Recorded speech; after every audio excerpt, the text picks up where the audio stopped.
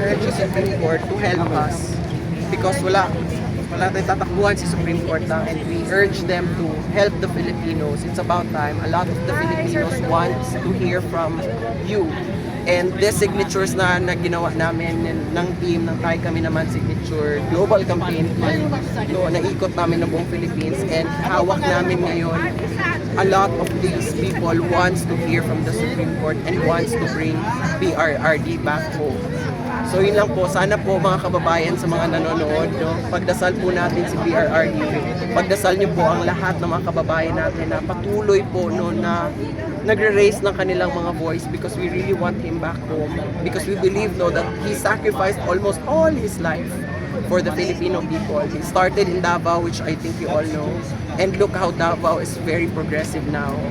So I think really it's about time we stand up and pray lang tayo, laban lang tayo hanggang sa dulo, sama-sama tayo.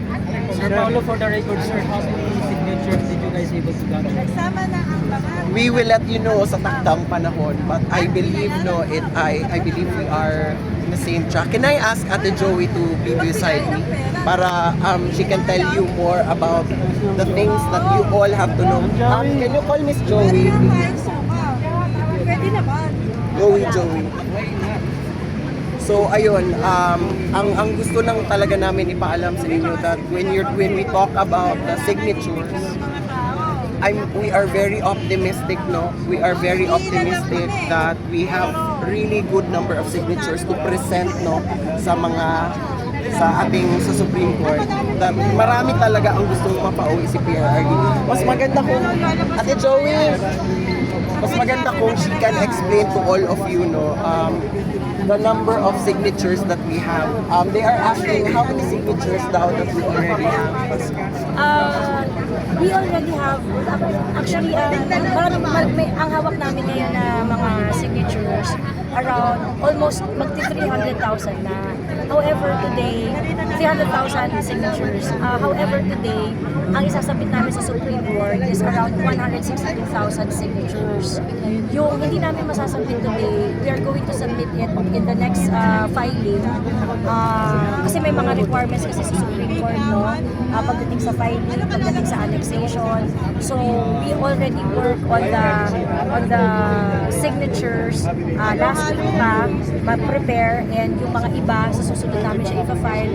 Meanwhile, tuloy-tuloy kasi ang pagsasubmit natin, tuloy-tuloy ang signature campaign, ang pagpa-file natin sa Supreme Court, tuloy-tuloy yan, hanggang sa magdesisyon na ang Korte Suprema dun sa mga habeas corpus cases.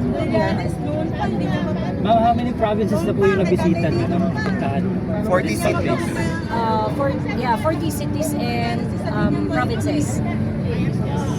Luzon, Visayas, Mindanao po yun. natin eh. Kumusta naman po, ma'am? Wala po bang discrimination in some parts of the provinces that you were able to visit? Wala bang mga discrimination? Di ba kayo inaaway? Something like that? Siguro, ang nag-stand out is yung Manawag, Pangasinan. Kasi pinalis kami doon eh. Pinalis kami ng mga police doon. Even if we are in a private property, even if we're not conducting a rally, they ask us to leave. So, aside from Manawag, Pangasinan, wala namang insidente. Pero maliit na insidente sa Batangas, pero in the end, naging okay naman. Nadaan naman sa magandang pag-uusap yung nangyari sa Batangas. I think ang mag-stand out talaga pagdating sa diskriminasyon, malinaw na malinaw yun sa Manawag. Ma'am Joey, hanggang kailan po natin gagawin yung signature campaign? Hanggat hindi nagdidesisyon ng Korte Suprema sa habeas corpus ng PRRD. Ayan. Marami man nagtatanong kung ilan na yung signature, no? Idagdag ko lang po kasi sinasabi nila na bakit 300,000 lang or bakit 200,000 na, bakit ganito. Hindi ba marami namang mga Duterte supporter, ganyan. Well, oo, no? And marami pa rin hindi nakakaalam. And we're just using our platforms. That's why we ask everyone to spread the word and let's do something for for PRRD. Alam ko marami sa inyo mga Duterte supporter naniniwala sa politika ni PRRD. Let us spread the word and let us push for action, especially in correcting the mistakes that are going on now sa bansa natin. Hindi madali na mangalap ng signature. Hindi madali na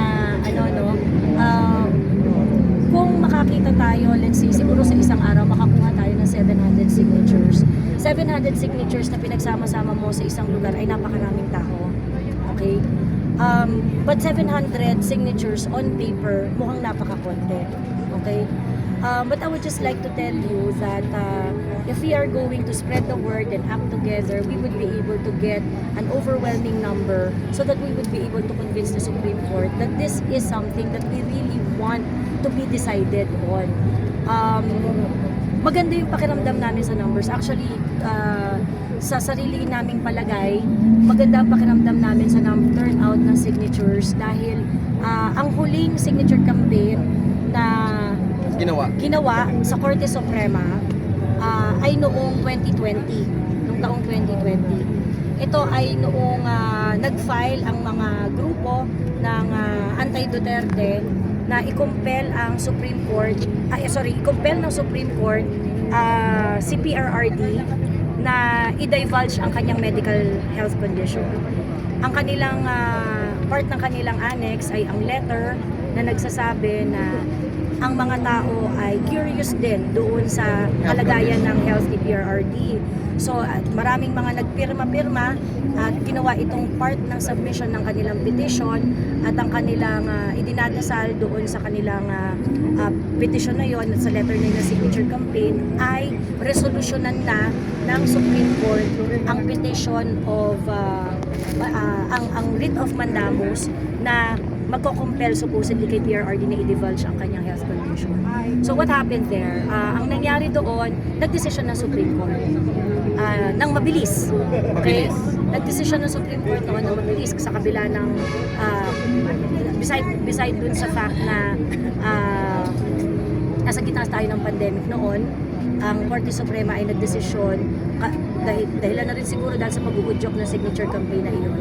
Hindi nila nakuha yung gusto nila. Ultimately, hindi pinayagan yung writ of mandamus. Pero ang punto, because of the signature campaign in one way or another, it influenced the Supreme Court to act on the petition immediately. Now we already have for today we have around 162,000 signatures to be submitted, and then on March 11 we're going to submit another batch of signature, and on March 28 we're going to submit another batch of signature.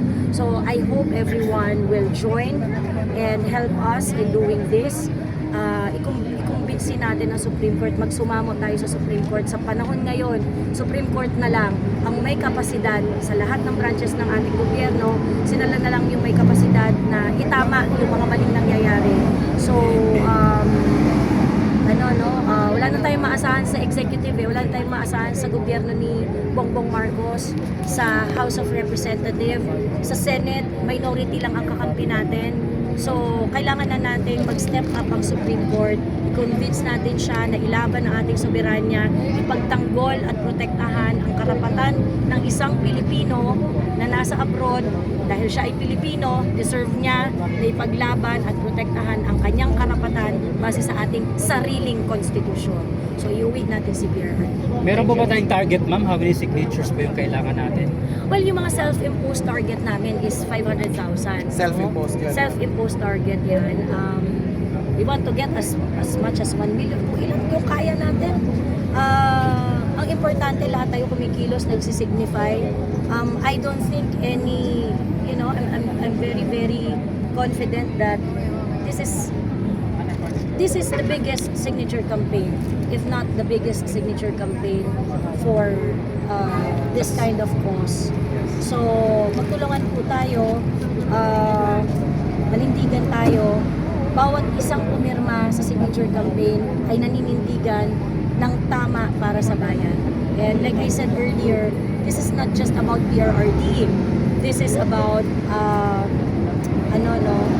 this is about us pushing back, asserting our sovereignty. Yes. Okay? So that the Supreme Court, in behalf of the whole nation, will also assert the sovereignty of our country by making sure that a Filipino is afforded kung anuman yung karapatan niya na dapat ibinigay sa kanya At ang pagkuha sa kanya dito sa Pilipinas na hindi humarap sa competent judicial authority ay isang bagay na hindi katanggap-tanggap. So, dapat manindigan ang Supreme Court at magsalita kung ito ba ay tama o mali. Sir, ano lang, pakabo lang. Kasi itong March 11 na yung anniversary ng so meron ba itong magaganap na event sa March 11 na yun? Yung anniversary ng... That we do not know, but March 11 for sure, gaya ng sinabi ni Miss Joey, no, that we are Yun ang going working target namin for the next for the Friday. next Friday. Salamat. Ask ko lang kasi yung mga vloggers kasi hindi alam yung mga location nyo kung saan kayo pupunta for signature campaign. Asa namin pwede makita yung schedule? Actually, sa totoo lang, sir, hindi talaga kami nag-a-announce ng schedule ahead of time. And for, you know the reason, because we do not want to be, entrapped, ganyan, or mapaghandaan kami, or the reality is, gipitan ngayon pag alam nilang Duterte ka, gigipitin ka. So, that is why, itong panahon na to, ang kailangan na talagang matinding pagkakaisa. So, in as much as we want to announce in advance kung nasaan kami sa mga certain na lugar, ini-encourage namin ng lahat na mag-monitor ng post, mag-monitor ng I think that is also one of the reasons why we were able to visit a lot of places nang wala masyadong aberya, to be honest. Dahil sa short notice yung aming pagbisita, at kung ano yung reach ng aming audience, aming social media platform, yun ang nagre-responde doon sa aming mga announcement. Pero ang signature campaign naman po, hindi nyo naman po kailangan hintayin na pumunta kami sa mga lugar nito. Correct.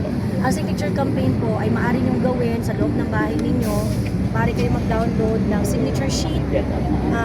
I-print po ninyo, papirmahin nyo po yung inyong mga kapatid, kamag-anak, kaibigan, ang inyong pong mga katrabaho. At pagka nakakuha na po kayo ng pirma, sapat na pirma, at tingin ninyo ay okay na ito para sa inyong mga kaibigan, kamag-anak, maaari nyo po itong LBC, JNT, JRS, or whatever sa designated address. Yung ating pong designated address ay yung sa Davao City. Kung kayo naman po ay nandito sa Manila, maaari rin po kayo na mag-PM sa amin para ibigay namin sa inyo ang Manila address. And also, ang mga kababayan natin, OFWs, can also participate sa Tayo Kami Naman Global Signature Campaign. Pwede lang sila pumunta sa website natin, tayokaminaman.org, and then they can actually print out the sheets. Pwede silang magpapirma at pumirma at ipadala doon sa address listed on file. So, pwede po ang mga kababayan nating OFW na sumali. Wala ba spare kayo na one piece lang para may ipasinok sa namin? Meron. Meron yata sila. Maaari kami magpamigay ng mga